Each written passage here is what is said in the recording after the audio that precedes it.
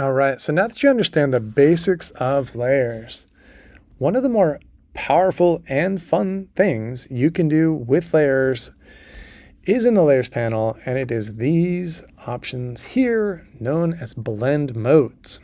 Okay, what are these all about? Okay, there are certain tasks in Photoshop that might seem very challenging. Things like, how could I get this, let's say, signature cut out so that we only see the text, right? So we don't want this white box. Okay, so blend modes allow us to do that very, very quickly. And there's a handful of these that you definitely should know. So I've dragged DaVinci's signature here on top of this photo. And you can see that you do need to have the layer structure, with the thing you're trying to blend down on sort of on top of it. Okay, so this is above our jumper layer. And if I were to switch this to, let's say, multiply, notice that all the white pixels have been removed.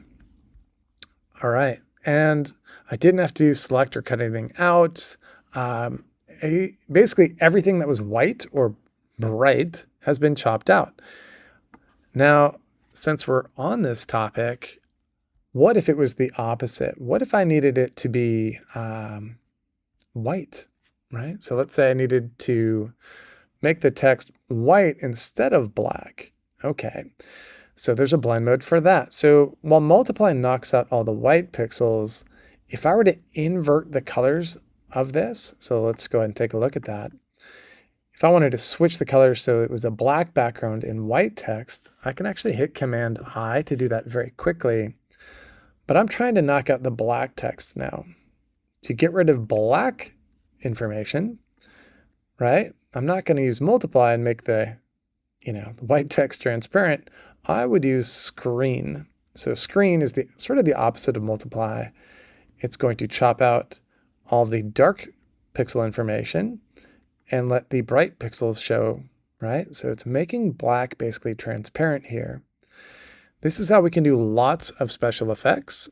So let's say I were to drag the lightning here. If I drag that down on top of our city, if I wanted to get rid of all the dark pixels so that it looks like the lightning bolt's cutting across the city, I could go to screen, and you could see that I now have that effect happening.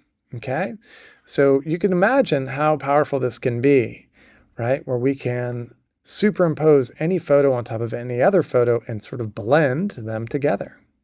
Okay, the third, probably most popular type of blend mode after screen and multiply is going to be overlay.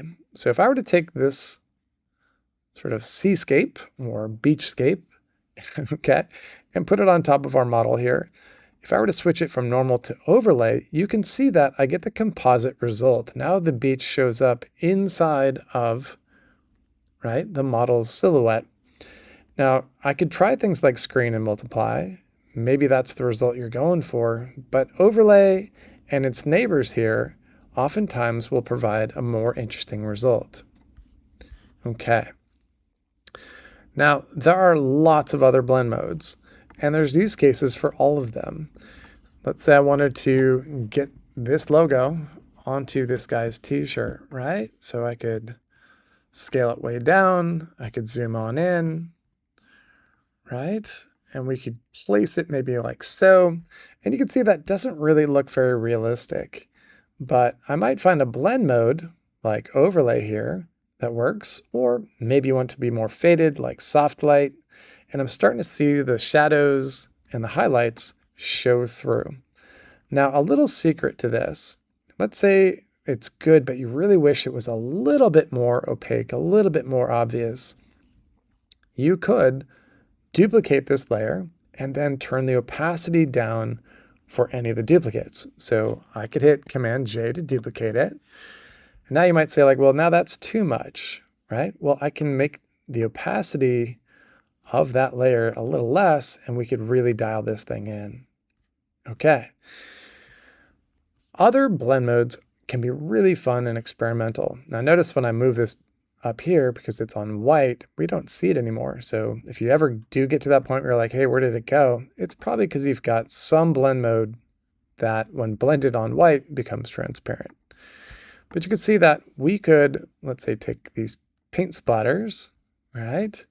Put them over our photo here, and I can cycle through a bunch of these options, and I might find, some combination here that I really like. So oftentimes, if you're doing something that's a little bit more artistic, you might find, hey, there is a blend mode I wasn't even expecting to use, like maybe it is subtract, and I'm getting some interesting result.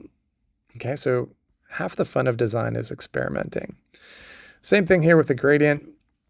Who knows? Maybe you want to slap it on top of the jumper here, right? And you can see that you might cycle through a handful of these, and you can basically colorize our photo in lots of interesting ways, right? And it's just worth shopping around for a minute and finding like, hey, what's going to look good for that particular use case? Okay, so blend mode's super fun. Try out all these different combinations, see what you can make. All right.